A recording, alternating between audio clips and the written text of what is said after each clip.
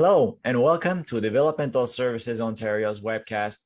Today, we're going to talk about the temporary wage increase for direct support workers and how it will impact passport recipients. I'm Val Baravi, Communication Specialist for DSO, and I'll be your host this evening. Before we begin, let's go over a few housekeeping items. We will be having a Q&A at the end of the webcast, so feel free to type any comments or questions into the chat box at any time. We will try to answer all of your questions at the end. At the top of the player are two tabs. The Resources tab lists other resources and links you may find helpful. There is also a Feedback tab that links to a very short evaluation. Now, we'd love your feedback on tonight's webcast, so please click on the link and fill out the form and voice your opinions. If you experience any technical issues during this webcast, try to quit and relaunch your browser. This seems to solve most issues. And if that doesn't work, there is a Tech Help tab you can click on for more tips. Now we're ready to begin. In the studio with me today is Dominic Pizzante, who is the Passport One trainer for Family Service Toronto. Welcome and thank you for joining us, Dominic. Thank you, Val. So Dominic, tell us about this temporary wage increase for direct support workers. Sure, Val. So on October 1st, 2020, the Government of Ontario announced a temporary wage increase for personal support workers and direct support workers in home and community care, long-term care, and social services. The wage increase is in response to the COVID-19 pandemic. For the purposes of folks on this webcast tonight who are passport funding recipients, this means they can pay their support workers an additional $3 per hour. So what does this mean for passport recipients? Sure. So passport funding recipients can submit invoices for the wage enhancement by using their purchase of service invoice form starting January 18th, 2021. Because the wage increase went into effect on October 1st, 2020, recipients can also submit claims for the wage enhancement retroactively. Will there be an increase to the passport funding recipients' budget to cover the wage increase? No. The wage increase will not be provided through an increase to the passport funding recipient's budget. For all claims submitted moving forward, and any claims submitted on or after January 18th, $3 for each hour worked will be processed from a separate funding source. The invoices that are eligible are services labeled as support worker hours, service types 1, 2, and 3. Can you give us a few examples of how the wage increase will be provided to the passport funding recipients? Yeah, absolutely. So the first example is, let's say you submit a claim for the period of January 1st to January 31st, 2021. And that claim is for $25 per hour and 30 hours worked. Your total claim is $750.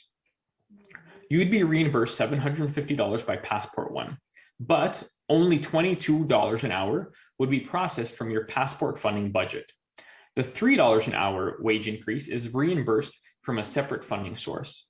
So on this $750 claim, only $660 would be subtracted from your passport funding budget, and the $90 would be processed from the wage increase budget.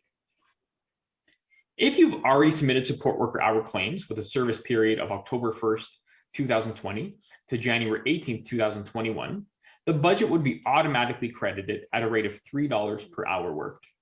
For example, if you submitted a claim with a service period of October 1st to October 31st, 2020, which was already processed by Passport One and included support worker hours, so service types 1, 2, or 3, your budget will be automatically updated. If the October 1st to October 31st, 2020 submission included 40 hours worked and $25 per hour, $3 per hour will be credited back to your budget. In this example, your remaining balance will increase by $120. And we got that by doing $3 per hour multiplied by 40 hours worked. The same calculation would be applied for all support worker hours that took place between October 1st, 2020 and January 17th, 2021. Now, what if the recipient has already submitted a claim, but not for the wage increase? That's a good question. So let's say you've already submitted a claim for October 1st, 2020 to December 31st, 2020. A second claim can be submitted to claim the wage increase portion only. You can claim the wage increase portion only by submitting page 1 and 2 of your purchase of service invoice form to Passport One. On page 2, the support worker hours and mileage page, you will add $3 per hour multiplied by the number of hours worked. If the October 2020 invoice was submitted for 30 hours, when submitting the wage enhancement, page 2 of the purchase of service invoice form will show 30 hours multiplied by $3 per hour for a total of $90. Once you are reimbursed this $90, it is important to provide this money to the support workers who's completed those hours.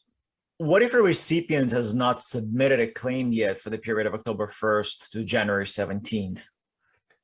Sure, Val. So if somebody has not submitted a support worker hour claims with a service period of October 1st, 2020 to January 17th, 2020, $3 per hour worked will be automatically processed as a wage enhancement and will not be subtracted from your passport funding budget. You can submit your support worker hours as you would using page 1 and 2 of your purchase of service invoice form. So let's look at an example. Let's say you submitted a claim for October 1st, 2020 to October 31st, 2020, which includes 40 hours and $25 per hour. That invoice has a total of $1,000. You will be reimbursed the full $1,000. However, only $880 will be subtracted from your passport funding budget. The additional $120 will be processed from the separate wage enhancement funding source. You'll receive one payment of $1,000. For all future claims, while the wage increase is available, $3 per hour for all support worker hours claims will be automatically processed from the wage increase funding source and not from your passport funding budget. This applies to all invoices with service types 1, 2, or 3 moving forward until March 31st. What if I have already been paying my support worker an extra $3 per hour since October 1st, 2020? Then your budget has been automatically updated as of January 18th, and you can continue paying your support worker an additional $3 an hour until March 31st, 2021. And how can I find out my remaining balance? You can confirm your current remaining balance, including all of the automatic credits, by contacting your local passport agency. Now, how long is the wage increase going to be in place for? So the wage increase is effective from October 1st, 2020 to March 31st, 2021. When is the last day to submit my invoices for March 2021? So invoices must be submitted by March 22nd, 2021, even if the support workers worked until March 31st, 2021. I know this is different than other months and years where you were asked not to submit support worker hours before the service takes place. This change is being asked because the folks who process the claims at Passport One need to make sure that invoices are processed on March 31st, 2021, as that is the last day the increase is available. Now, which methods can be used to submit this? Yeah, so all methods are good. You can submit your invoices through email, fax, mail, e-claim, or My Direct Plan. Thank you, Dominic. For complete information about the temporary wage increase for direct support workers, please visit the ministry's page, which you can access by visiting dsontario.ca. Now, once there, click on the passport program section and then click on important information for passport recipients. Thank you for watching. And now let's dive right into our Q&A session.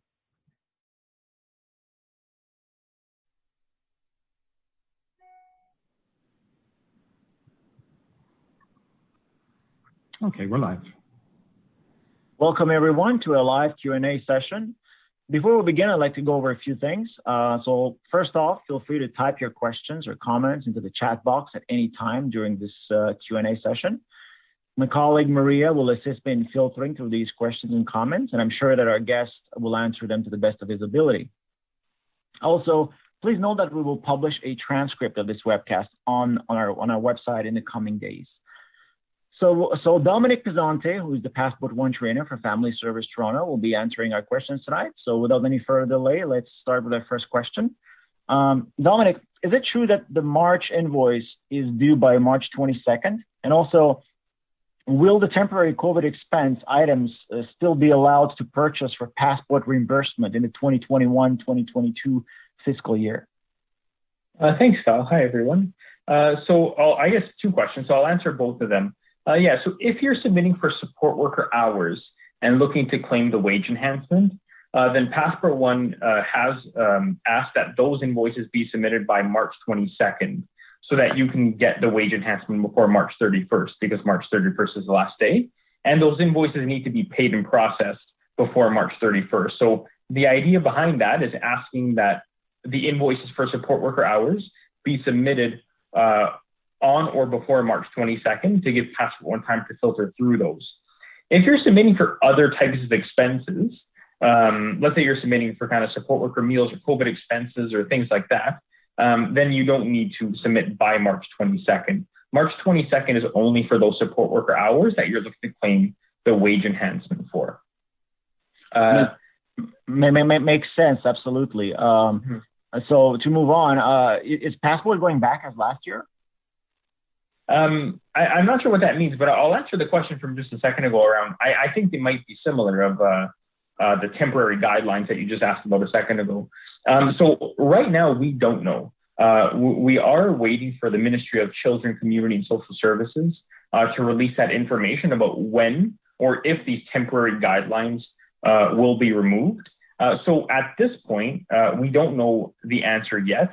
And I don't want to speculate because I think that might just make things even more confusing. What I would say is closer to the end of March, kind of check out the ministry website, check in with your local passport agency, their website, because there should be information available by the end of the month. Whether that's yes, it's going to continue or no, it's not. We should have that information by the end of the month. So just check in, I'd say later this month around the temporary guidelines. Wonderful, thank you. Next question. So if we pay our worker by the day, how do we apply the temporary wage increase? Sure, so that's a really good question. If you're paying a support worker per day, so you'll have to do a little bit of math to figure out how many hours they worked over that period. So if your invoice, let's say, is for February and you paid them, $500 a week or something like that, then you'd have to figure out how many hours they did kind of over that for that invoice. So again, we'll use February as the example. So once you figured out that number, let's say, they've worked 25 hours for that month, then you can let your passport agency know that they've worked 25 hours. Here was the invoice I submitted. They worked 25 hours. And then you'll be credited at $3 per hour for those 25 hours. So basically, if you are submitting on a flat rate, I'll call it a flat rate, the $500 per week or something like that, then you do need to do a little bit of math, figure out how many hours they worked, and then check in with your local passport agency and let them know, hey, I've been submitting for flat rates, or submitting by flat rate for support workers. They've worked 25 hours, and then you'll get credited within the week. Basically, how it's going to work is if you let your passport coordinator know by Tuesday or Wednesday of the week, and they can get that information submitted, by Friday, the passport budget will be credited so that then you can receive that reimbursement by submitting the invoice. So yeah, a little bit of math, but just figuring out how many hours they work. So that's how you would do it, and check in with your local coordinator, letting them know the number of hours that you want to be credited or that you need to be credited. Perfect. So our next question is COVID-19 related. So is Passport still letting us use funding for electronics such as laptops this year because of COVID? Yeah, absolutely. So I guess similar to the second question, but at this point, yes, the COVID expenses, and there is kind of a general guideline or the list of temporary expansion to the guidelines on the Ministry of Children, Community and Social Services website, which includes laptop, which was the question specifically for. So folks can still submit for that or purchase that and submit for those invoices and receipts. Again, back to the first question, we don't know if this carries into next fiscal year yet. So we will wait for that information. But as of right now, absolutely, those COVID-related expenses are still eligible. Okay, and I guess this is the big question. How do I apply for temporary wage increase? Great. So yeah, that's a great question. I guess that's what tonight's about. So there's a few things that I'll just chat about for a minute. But the wage increase is effective from October 1st, 2020 to March 31st, 2021. So the end of this month, right? And so what's happening is at $3 for every hour worked, if you submitted invoices, let's say you submitted invoices for October, November, and December, invoices on January 18th of 2021, your passport funding budget was credited at $3 per hour worked for the invoices you submitted. So your account's been credited, and then what you can do is go ahead, look at your October, November, and December invoices, submit those hours again for $3 per hour, and then you'll be reimbursed that money and then pay that to the support worker. And I think it's really important to note here that that $3 per hour you're getting, or your passport budget is being credited, is for the support worker. And that's really just to show, again, to attract and keep your support workers as they've been certainly working through this pandemic. And in some cases, right, if you're working in person, risking their health and safety to make sure that folks are supported. So that's one way I'll answer it. The second way is, as you move forward, let's say for folks who haven't submitted their October, November, December, January, February invoices yet, it's an automatic credit, or it's automatically processed from those invoices. So if tomorrow you submit your invoices for February, and you put, they worked 40 hours in February at $25 an hour, you'll still receive that full amount of money, but automatically processed by Passport is only $22 an hour is coming off of the Passport funding budget, right? So that's how that $3 per hour credit is being provided. It's not something you need to apply for. If you submit an invoice for $25, only $22 per hour is coming out of the Passport funding budget. So it's automatic, nothing you need to apply for. Really, the question is, or I guess the navigating these scenarios is, what's happened to your Passport budget? Because you've either been credited on January 18th because you've already submitted your invoice, or if you're not, your budget is actually not reducing as much as you thought it would. So that's kind of what navigating this looks like. So you don't have to apply for the wage increase. It's happening automatically. It's really the question. The big question is, how much funding do I have remaining for the fiscal year? It's wonderful, Dominic. And I would also suggest our viewers to visit the DSO website. Now, in the Passport section, there is a subsection called Important Information for Passport Recipients, and we have an informational video there on the Passport wage increase. So, and we also provide some really good examples in that video. So that's just something that I highly suggest people view. So the next question is, how are overnight and flat rate hours to be reported? Yeah, so I think similarly to, I guess the question a few questions ago, you can still submit a flat rate, but then you're going to have to do some math and figure out how many hours did this person work. So you figure out first, I guess the big thing is figuring out how many hours they worked, because it's the wage increase is $3 per hour. So that's what you'll need to do. Figure out how many hours, and then let your passport agency know, let your passport worker, your passport coordinator, people might be referring to them in different names. But the person you speak with directly about passport funding at your local passport agency, let them know, hey, I've submitted for a flat rate, but this person worked 60 hours, and I need to be credited for that. So you'll be credited for that 60 hours times $3 per hour. And then you can go ahead and submit $3 per hour and be reimbursed for that, and then pay that to the support worker. So again, if you are submitting as a flat rate, the credit is not automatic. There will need to be some manual work. I mean, what I might suggest here is, if you haven't submitted your invoices yet from October until now, try to figure out the calculation before submitting it, so that you can submit, rather than submitting as a flat rate, you can submit as an hourly rate. And that'll make the credit or the wage increase automatic. And you don't have to kind of do this manual work. For folks who already submitted, there's some manual work involved in terms of figuring out how many hours the support worker worked. But if you haven't submitted already, I guess I would suggest submit as an hourly rate and kind of take the work out of it for you. Perfect, thank you. Next question. I'm not really sure, Dominic, so maybe you can help me with this. So are smart TVs and internet service fees eligible?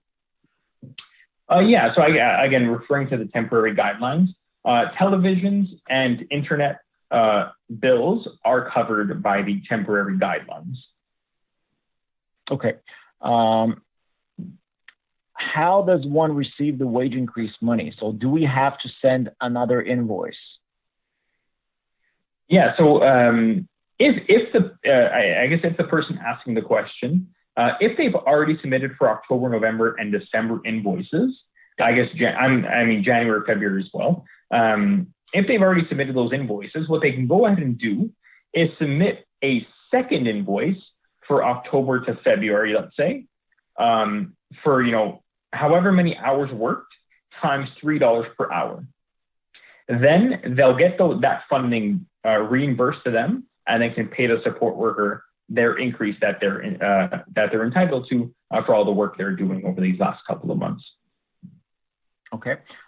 If we used all passport funding for our workers from March 2020 to July 2020 and pay the remainder of the year out of pocket, can we still get the increase for the allowed period? No. So if they've used, let me take a step back here. The fiscal year runs from April 1st of this fiscal year, ran from April 1st, 2020 to March 31st, 2021, right? If this person is saying they've used their funding from April to July, they kind of ran out of their funding, and no services took place, no passport funded services took place between October and March, then they're not entitled to that, because the criteria was that the service or the support worker hours needed to take place between October 1st and March 31st of 2021. So unfortunately, this person wouldn't be eligible for the increase if they've run out of funding before October 1st of 2020. Okay. Are we able to use monies from their passports to go into their RDSP? No. So passport funding guidelines are clear, where it should be for community and participation supports, respite, and now COVID-related expenses. So those are pretty strict guidelines in terms of what passport funding can and can't be used for.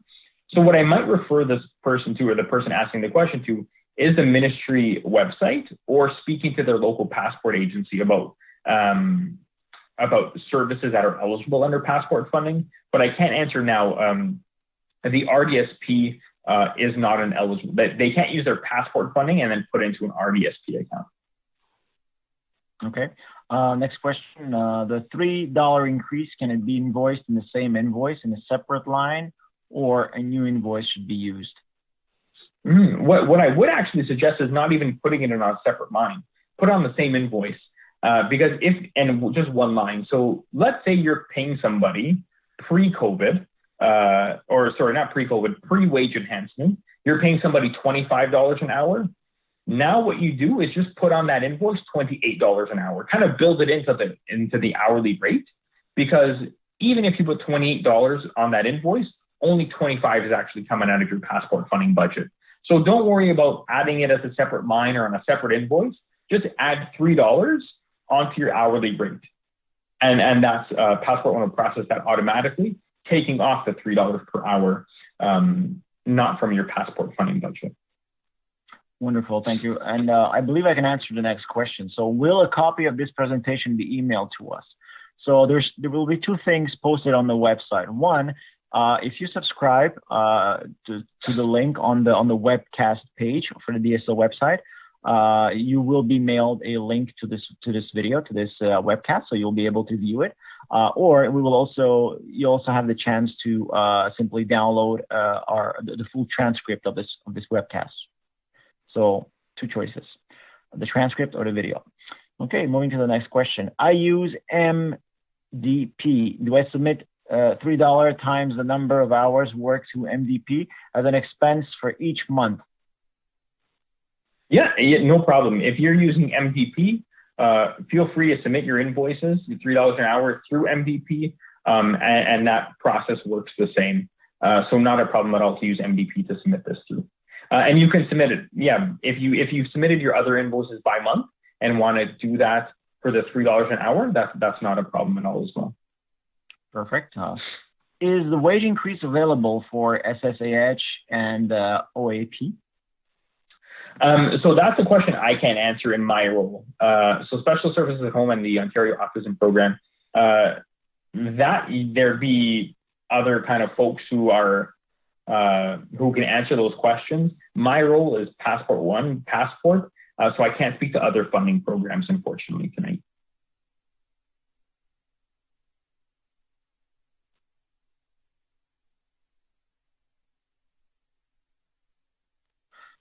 Do our receipts for the month of March also need to be submitted for March 22nd, or can these be submitted on March 31st? Yeah, so only the support worker hours should be submitted before March 22nd. If there are other receipts you have, COVID expenses, or everything's closed. I can't really, I would say concert tickets or sporting events or stuff like that. I guess maybe in some areas in the province, if things are open, then those receipts can come in after March 22nd. What we really need before or on March 22nd is the support worker hours. If I continue to pay my support worker the added $3 per hour after March 31st, will that just be the new rate taken from the budget? It will be. That's a really great question. So the wage enhancement ends on March 31st. So in April, this wage enhancement, the $3 per hour, is not available. So, if you're paying somebody, let's say you're paying somebody $25, and right now for COVID, because of this wage increase, you're going up to $28. If you continue that into April, then $28 an hour will be taken out of your passport funding budget. So it is really important to budget for that, or to consider those options when having conversations with the support worker about payments next year and hourly rates and things like that. But if you continue paying them an extra $3 an hour, that will be taken from your passport funding budget beginning April 1st. Okay. Next question. I was not aware that I could pay our support person an additional $3 per hour. Can we pay this retroactively and bill passport? Yes, absolutely. And that's the thing is, this information I believe got released, I believe it was January 18th, or maybe just a couple days prior to January 18th. So the idea behind how to submit is so that folks can get paid retroactively to October 1st. So, if you were paying them a certain amount of money from October 1st until you found out about this wage enhancement, then submit another invoice dated, October 1st until, let's use an example, February 28th for $3 an hour, and you can claim that retroactively and pay the support worker. So certainly you can go retroactively back to October 1st, 2020. Okay. If we had a tutor getting paid $40 an hour, do we need to pay her $3 extra? Yeah, so you don't have to. This isn't mandated where you need to pay folks $3 extra an hour. The funding is available if you agree with the support worker that they're going to get a $3 increase from October 1st to March 31st. Nothing says you need to do this. I think it just if I can share my opinion, right? Like folks are working through the pandemic has been very difficult. It's certainly been very difficult on folks who are supporting other folks, on families, on passport funding recipients, on caregivers. It's been difficult on everybody. So this funding is available. So I would say it's available. Let's use it. But nothing mandates that you must use it. If $40 an hour is okay and the tutor is saying that's fine, then there's nothing you'll need to do to claim the wage enhancement. All right, next question. As a personal support worker, do you qualify for the $3 increase doing private home care? How do you apply as a personal support worker? Yeah, so for the personal support workers, passport funding is for the recipients. So they're the people responsible for submitting these invoices. So as a personal support worker, who's working with somebody who has passport funding, you don't get to submit for this enhancement. What you might want to do is speak to the person you're supporting or the person managing their funding and say, hey, I was on this webcast. I heard about the $3 extra an hour. can we submit for this? Can we negotiate this so that you can submit for that? As a support worker, you can't submit this yourself because passport funding is for the recipient, and they'll need to do that paperwork and sign those forms. What is the last date for COVID-19 expenses? Yeah, so we don't know at this point. I'm assuming reading into this question a little bit is like the temporary expansion of the guidelines. So technology and sensory and things like that. We don't know what the end date is. But again, I'll reference back at the end of this fiscal year. So, let's say last week of March, maybe later in March, check the ministry website, check in with your local passport agency's website to see if there's information available. At this point, I can speak from my experience right now. I don't know what the end date is.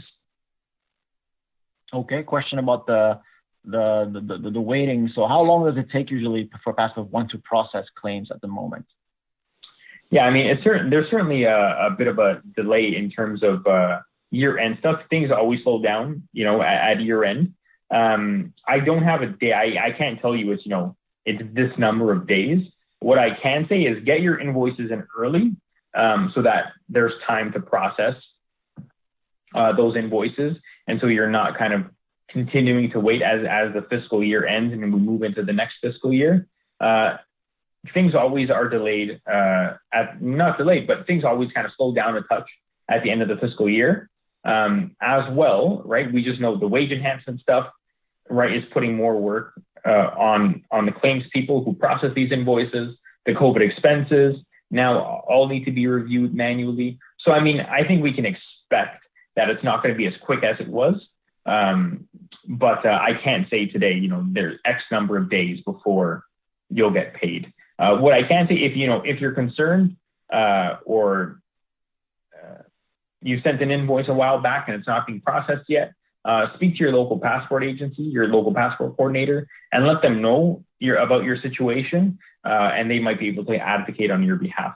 I don't have access tonight to how many days it might take to process an invoice, though, unfortunately. Okay. Do we have to separate name for each worker? Yeah, so that's a great question. So it would need to be separated by support worker. So if you've hired 3 support workers and you're claiming the wage enhancement for all 3 of them, the invoices you're submitting need to be separated by support worker, whether that's a retroactive or current for March, let's say. All right. Confirming this additional wage increase is coming out of the already approved funding amount, or is this coming out of another fund that DSO is providing?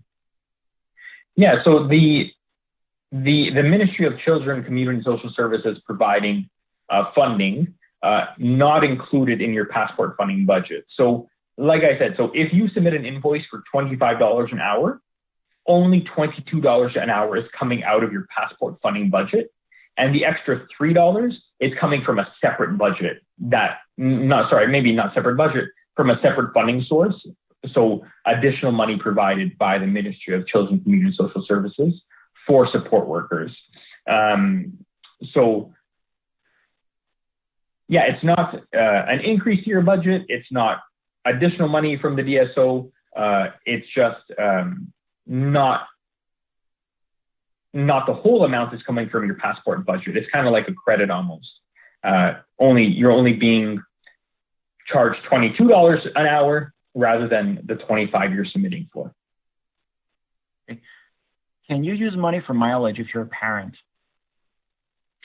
Yeah, so you can use mileage if you're a parent driving the passport funding recipient to and from activities, trying to get about the city or where you're living. Mileage can be claimed by the parent. I'm hesitating here just to answer because I think some of these questions that are really specific to the passport funding guidelines really should go through your passport coordinator. So tonight's webcast was about the wage enhancement, and I think I expected, I'm sure Val, you did as well, some COVID-related questions.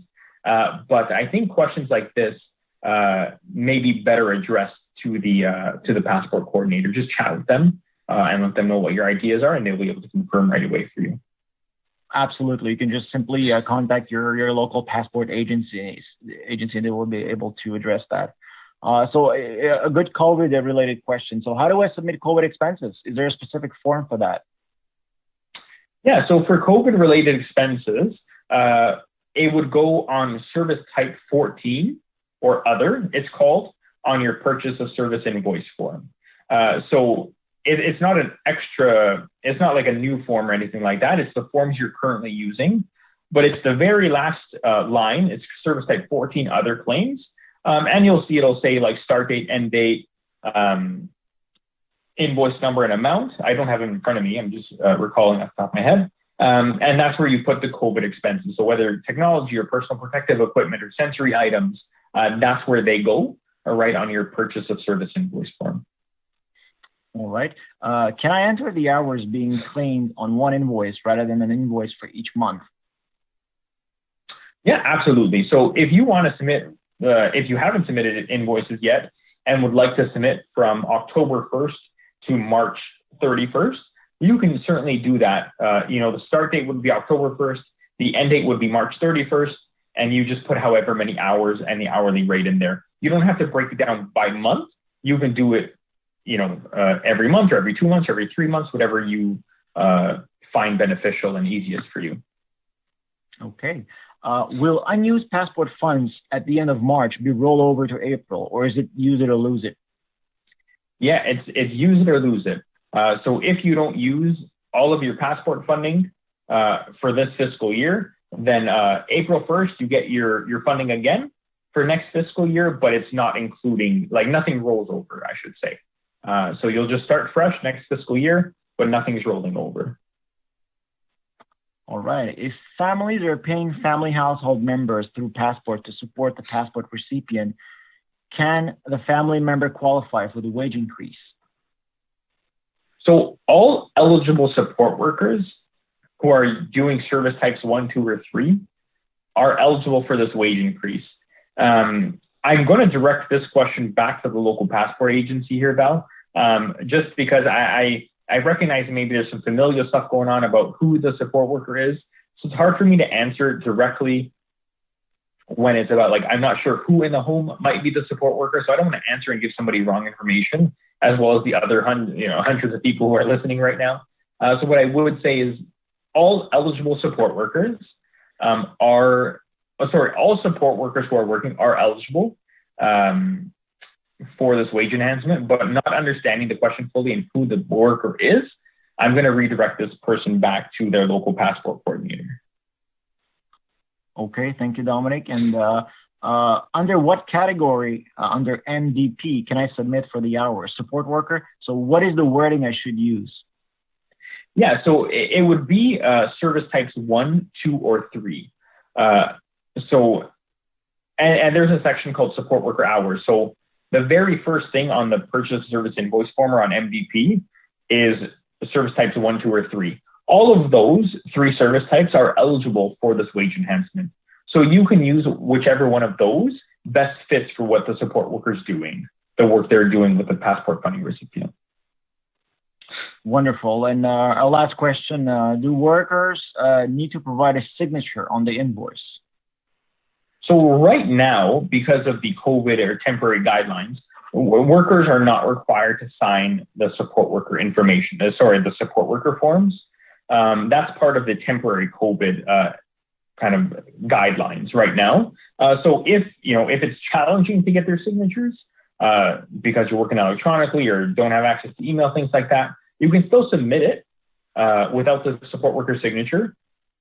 You'll be reimbursed and they can pay the support worker those funds. So signatures are not required right now if it's a challenge to get them, certainly because of stay-at-home orders and things like that. All right. Thank you, Dominic. And so this is the end of our Q&A session. And to our audience, just a reminder that we would love your feedback on tonight's webcast. You can fill out a short evaluation by clicking the second tab above the chat box on your right. So, don't forget to follow us on social media. Thank you for watching. Stay safe. And until next time.